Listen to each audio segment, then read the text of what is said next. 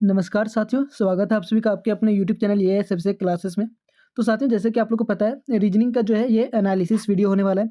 अभी जो है ग्रुप डी का एग्जाम चल रहा है दोस्तों, इसमें हमारे जो क्वेश्चंस पूछे जा रहे हैं आप देख सकते हैं एग्जाम में काफ़ी अच्छे क्वेश्चंस पूछे जा रहे हैं और जो हमारी वीडियो से काफ़ी मैच कर रहे हैं कि इस टाइप का क्वेश्चन पूछे जा रहे हैं। आप लोग को हमने एनालिसिस वीडियो डेली दे रहा है, एक दिन का छूटा हुआ है।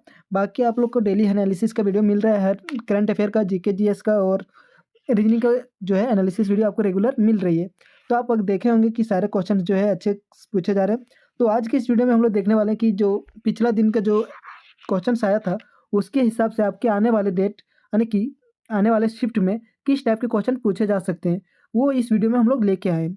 और काफ़ी मज़ेदार क्वेश्चन होने वाले, काफ़ी ईजी, और जो एग्जाम में 2 कॉपी आने का चांस है। ठीक है, चलिए। डिजिट थोड़ा अलग होगा लेकिन 2 कॉपी एकदम 99.9% सेम रहने वाले। तो चलिए वीडियो को आज शुरू करते हैं। अगर आप चैनल पर नए होंगे दोस्तों तो चैनल को सब्सक्राइब कीजिएगा, अपने दोस्तों के साथ शेयर ज़रूर कीजिएगा ताकि उन्हें भी इस वीडियो का फ़ायदा मिल सके। तो चलिए बिना किसी देरी को हम लोग वीडियो को शुरू करेंगे और देखेंगे आज का हमारा जो पहला क्वेश्चन है वो क्या है। तो आप क्वेश्चन को ज़रा ध्यान से देखिएगा। तो आप लोग देख सकते हैं ये बराबर दिया हुआ है यहाँ 26 और एच बराबर हमारा दिया हुआ है 19। तो हमको इसके हिसाब से फैशन बराबर क्या होगा। तो ये को लिख रहा है क्या 26 लिख रहा है, एच को लिख रहा है क्या तो 19 लिख रहा है। अब हमें एक चीज़ देखना होगा कि ये को 26 क्यों लिख रहा है। ये कितने बार में आता है, एक बार में, लेकिन यहाँ क्या लिख रहा है 26, यानी कि ये का अपोजिट लिख रहा है क्या। ये का अपोजिट क्या होता है, जेड होता है। जेड कितने बार में आता है 26 बार में। इसी प्रकार एच का अपोजिट जो होता है क्या होता है, एस होता है। एस कितने बार में है तो 19 बार में, है ना। समझ में आ गया क्या कर रहा है, अपोजिट लिख रहा है। तो इसी तरह हम लोग फैशन का लिखेंगे। ठीक है, तो एफ का अपोजिट आप लोग को पता होगा क्या होगा, यू हो जाएगा। ठीक है, उसके बाद ये का अपोजिट तो आप लोग को और अच्छे से पता होगा क्या होगा, जेड हो जाएगा।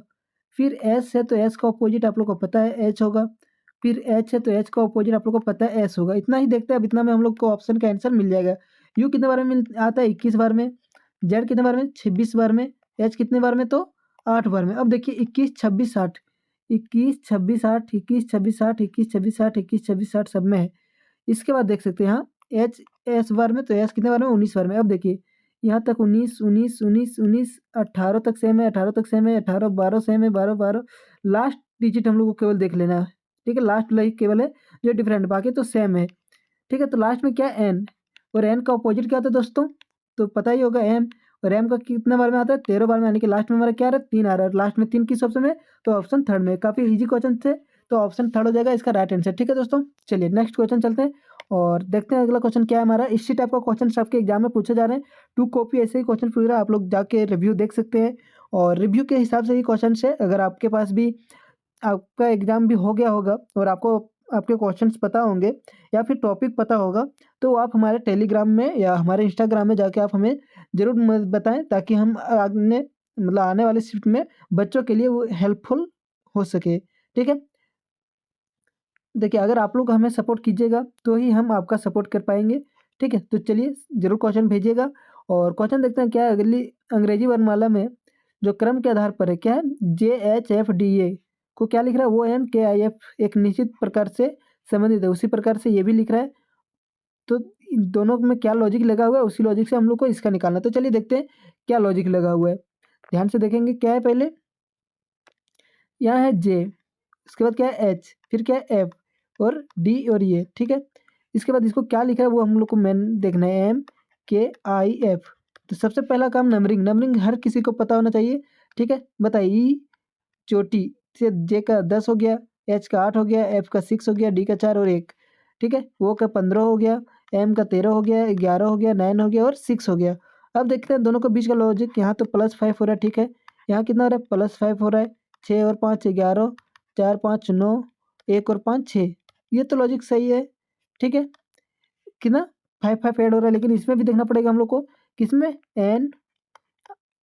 NLJHE। एन कितना बार में 14 और 5 कितना होता है 19 एच।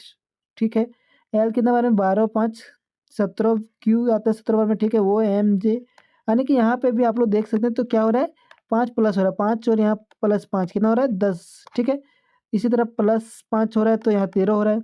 लॉजिक हम लोग को समझ में आ गया, क्या +5 करना है। तो हम लोग को निकालना किसका है, KIF GEB।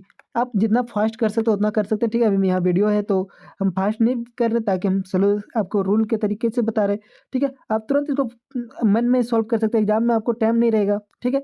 तो ऐसे तुरंत G7 E5 B2, तुरंत 11 में 5 सेल्लो बार में हमारा P आता है। P किस ऑप्शन में? तो ऑप्शन बी और ऑप्शन डी। ऑप्शन ए और बी खत्म हो चुका है। फिर 9 और 5 14 हो गया, 14 बार में N आता है, ठीक है, दोनों ऑप्शन में जो है, ठीक है। 7 है, 7 और 5 12 हो गया, जो कि हमारा क्या आता है 12 बार में, तो L आता है। फिर 5 और 5 10 J आता है, और लास्ट में B और 5 2 और 5 7 7 बार में क्या आता है दोस्तों? तो G आता है। अब देखिए PNLJG, PLNJG, ऑप्शन सी इसका राइट आंसर। यहाँ देखिए, यहाँ अच्छा, तो ये भी खत्म, यानी कि ऑप्शन सी इसका राइट आंसर होगा, ठीक है। चलिए अगला क्वेश्चन देखते हैं दोस्तों। अगला क्वेश्चन क्या है? किसी निश्चित कूट भाषा में FIT को क्या लिख रहा है? FGIST के रूप में लिखा जाता है, और KIN को KLIMN के रूप में लिखा जाता है। तो जॉय को क्या लिखा जाएगा? चलिए इसको आसानी से हम लोग सॉल्व करते हैं। और देखिए दोस्तों, एक चीज़ और है कि आप जितना ज़्यादा क्वेश्चन को प्रैक्टिस कीजिएगा, जितना ज़्यादा, उतना आपके पास माइंड में जो है लॉजिक समझ में आ जाएगा, उतना लॉजिक के तरीके से आप सोच पाएंगे कि किस किस तरीके से जो एग्जाम में पूछे जाते हैं, ठीक है। जैसे कि अभी हमने पिछला देखा, उसमें 5 ऐड हो रहा था, लेकिन यहाँ देखेंगे तो यहाँ कुछ अलग होगा, ठीक है। तो जितना आप क्वेश्चन सॉल्व कीजिएगा ना, उतना आपको लॉजिक समझ में आएगा क्या है और नहीं है, ठीक है। क्या लिख रहा है? FGIST। तो एक चीज़ यहाँ देखिए, इसमें दिख रहा होगा F है तो F ही है, I को I लिखा है, T को T लिखा है, लेकिन यहाँ क्या लिख रहा है? तो T से एक पहले लिख रहा है, T से एक पहले।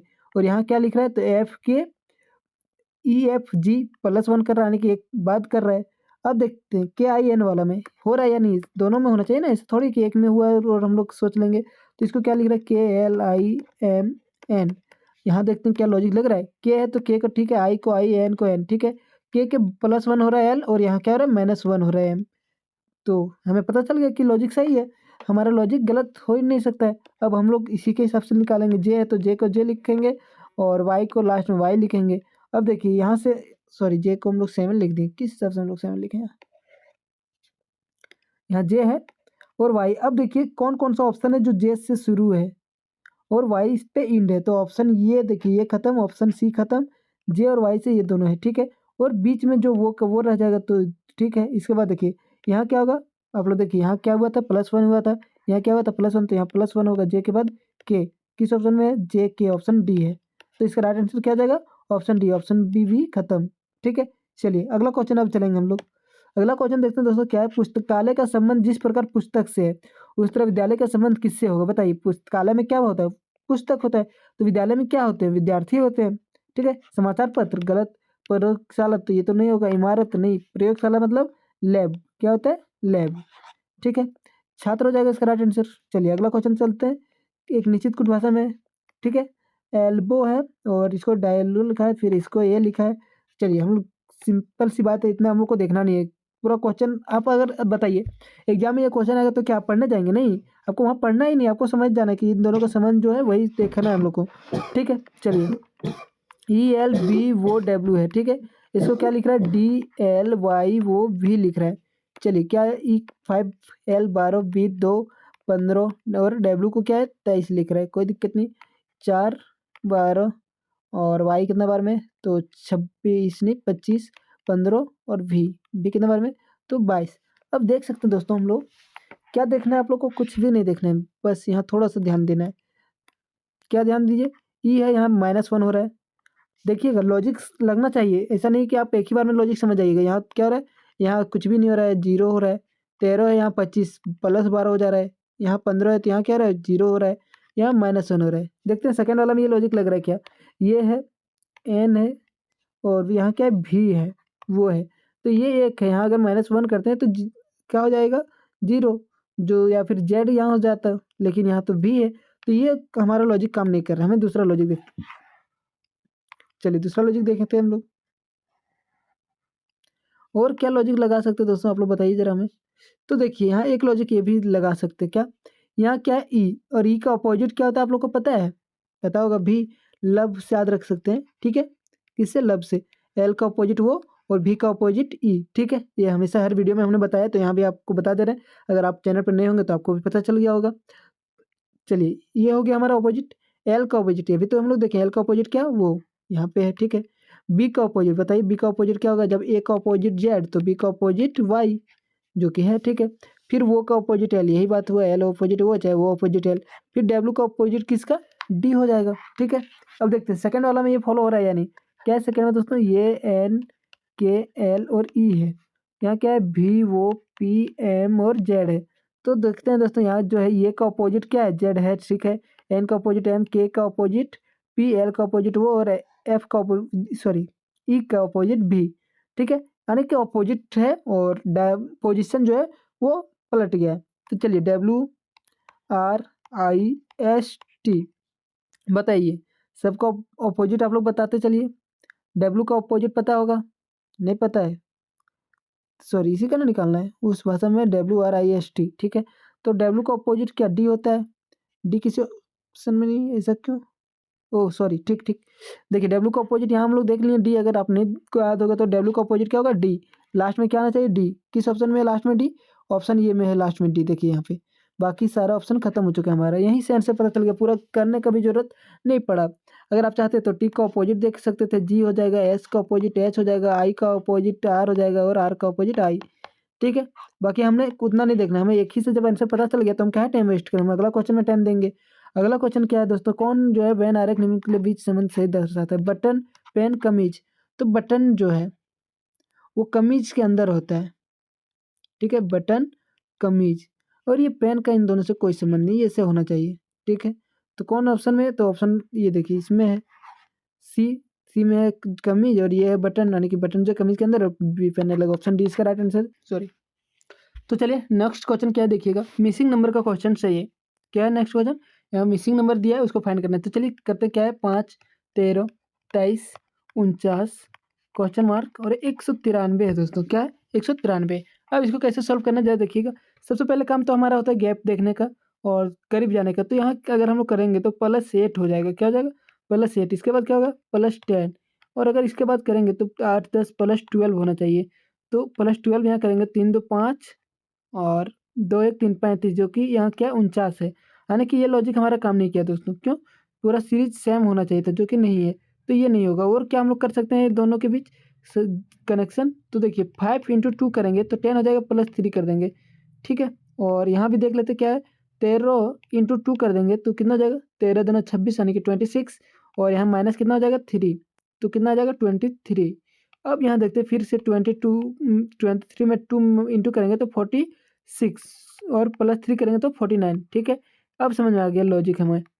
2 इतना करना है और माइनस कर देना।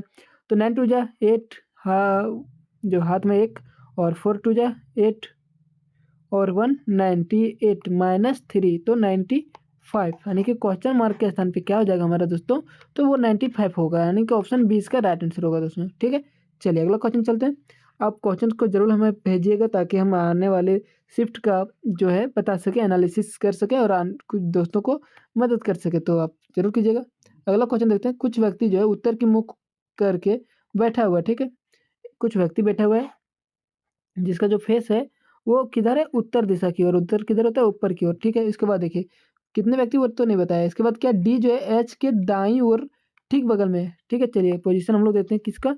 डी जो है वो एच के दाईं, एच मान लीजिए हम लोग कहीं ले देते हैं एच, और यहाँ मान लीजिए हमारा डी है। तो देखिए एच के दाईं ओर है कौन? डी, और ठीक बगल में है, ठीक है। इसके बाद आगे क्या बोल रहा है? ये सी के बाईं ओर तीसरे स्थान पर है। ये हम लोग कहीं भी ले लेते हैं, ये मान लीजिए हम लोग कहीं भी, तो अभी यहीं ले लेते हैं। ये सी जो है ये क्या है? सी के बाएं और तीसरे स्थान पर बैठा हुआ है। तो सी अगर यहाँ है तो बायां इसका इधर होगा, पहला दूसरा तीसरे स्थान पे, ठीक है। यहाँ तक ठीक है। इसके बाद क्या बोल रहा है? एच और एल के बीच केवल 3 व्यक्ति, यहाँ एच है और एल के बीच, तो इधर तो दाईं ओर तो आप ले सकते हैं, लेकिन किधर बोल रहा है? एच और एल के बीच 3 व्यक्ति बैठे हैं। अभी चलिए इसको छोड़ देते हैं। इसके बाद आगे देखते हैं। एल और सी जो है, एल जो है सी के दाईं ओर 5वें स्थान पर बैठा है। सी के दाईं ओर 5वें स्थान पे, पहला दूसरा तीसरा चौथा 5वें स्थान पे कौन है? तो एल है। और इसके बाद क्या? अब देखिए एच और एल का हमारा पता चल गया। अब इनके बीच क्या बोल रहे हैं देखिएगा, एच और एल के बीच केवल 3 लोग, तो 1 2 3 इतना हो गया। इसके बाद क्या बोल रहा है? एल ई तो हम लोग देख लिए 5वें स्थान पे। इसके बाद डी जो है पंक्ति के दाएं सिरे पर बैठा हुआ है। डी है जो पंक्ति के दाएं, दाएं किधर होगा, इधर पूरा। अच्छा हम लोग सही लिखे, डी यहाँ पे हो गया, सही जगह पे, इसका दाएं जगह पे है। यदि पंक्ति में कोई एन व्यक्ति नहीं बैठा तो पंक्ति में कितने व्यक्ति है, सबका पोजीशन तो हम लोग कर दिए हैं। अब देखते हैं कितने व्यक्ति हैं। 1 2 3 1 2 सॉरी 1 2 3 4 5 6 7 8 9 10 11 12 13 14। ऑप्शन बी इसका राइट आंसर हो जाएगा। कितने व्यक्ति हैं दोस्तों, 14 व्यक्ति है। चलिए अगला क्वेश्चन चलते हैं। कथन दिया हुआ निष्कर्ष, और पहले कथन पढ़िए। कुछ इतना हम लोग पढ़ने का टाइम नहीं है, उतना हम लोग को पढ़ना भी नहीं है।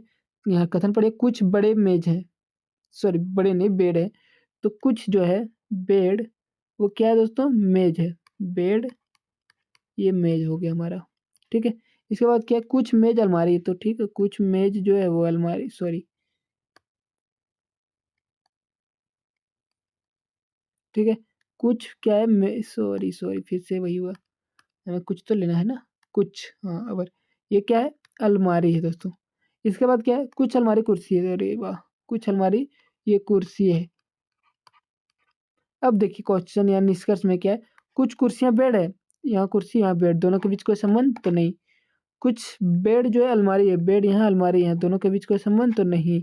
यानी कि कोई भी जो है निष्कर्ष सही नहीं है। हमारे निष्कर्ष 1 और 2 पालन करते हैं, दोनों नहीं, 2 पालन करता नहीं, ना तो 1 ना तो 2। ऑप्शन सी इसका राइट आंसर।